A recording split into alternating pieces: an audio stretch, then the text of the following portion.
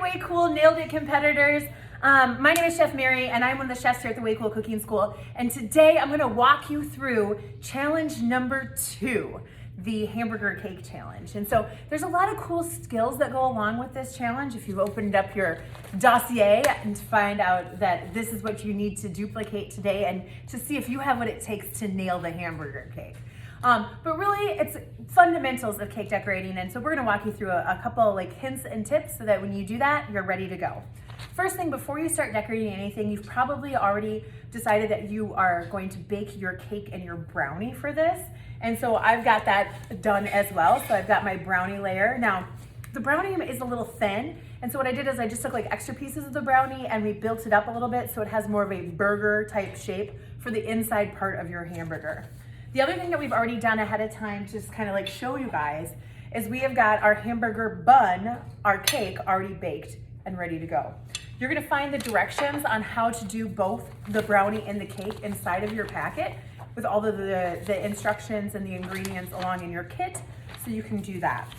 Now, once you have your hamburger cake done and your brownie recipe for the burger part of your cake all set, ready to go, and cooled, it's time to start decorating and have fun with your burger. Which means we gotta add and make all the toppings for the burger.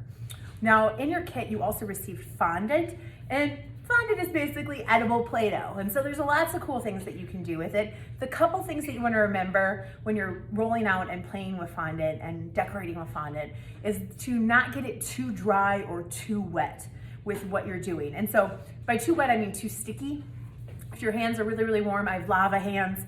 I wanna make sure that my hands are clean and dry so that they are easy to use it with. The other thing I have is a lot of powdered sugar. And what I'm gonna do is I'm just gonna sprinkle some on my countertop so that when I'm going to roll out my hamburger toppings, I've got a little bit of powdered sugar to roll it out in. Very similar to how you roll out sugar cookies and you use flour so it doesn't stick to your countertop or your table. So I've got yellow fondant for some mustard, red fondant for some ketchup, green fondant for some lettuce, and a little bit of white fondant and for some onions. And I just wanted to show you a couple fun decorating techniques so that we can show you how those work. So what I'm gonna do first is I think maybe kind of the easiest one, and that is the onion. Onions are little rings, and so there's a couple different ways that you can make your onion rings to put on top of your burger. One of the ways is to take and break it up into a couple different pieces here. And what we're gonna do is we're just gonna roll it into a thin rope. And what I'm gonna do is I'm gonna turn that rope into a circle and just twirl it around, kind of coiling the inside of it. And then I'm gonna take and I'm gonna roll out my next level of onion, and I'm gonna roll it around the outside edge. And I'm gonna show you a close-up of what this looks like here when we're finished. I'm gonna take my next piece of onion and I'm gonna roll that around the edge too. Now, with cake decorating, although we're making these like little individual portion things like that, remember that you're only gonna see the outside on the side of your burger. So you're just gonna see a little bit sticking out all the way around the edge. And so even though I'm only gonna make this one onion, it's gonna be enough onion to decorate the whole cake. So I'm gonna take my last layer and I'm gonna roll that around. Gotta roll it out a little bit more here to create my onion shape. And I'm just kind of using my finger to kind of press it together and make it stick together so it looks more like an onion. I'm gonna peel it off of the table here. There you go. So here's what you've got. You've got your layer of onion with all of your different little rings in there for your onion shape. If you want it a little bit bigger, you can take your rolling pin that was in there. I'm just gonna dust it with a little bit of powdered sugar. And I'm actually gonna roll out the onion piece to make it a little bit bigger. And it'll help stick it together as well. So you can see the little layers there, bigger piece. And then I'm just gonna grab a butter knife from the drawer, which you probably have at home too, and take that. And what I'm gonna do is I'm gonna cut this onion now into 4 pieces so it looks like a little bit of a pie. So I have little onion slices to stick outside of my cake. So I've just got like 4 little pieces that I'm gonna stick outside of my cake. So I'm gonna set those off to the side. So the onion's done. The other thing I wanted to show you is this cool technique to do your lettuce. So the lettuce is the same concept. I just took and flattened it out like a little pancake. And then what I'm gonna do to give it that lettuce look is I'm gonna take and I'm going to start pinching and ruffling the edges.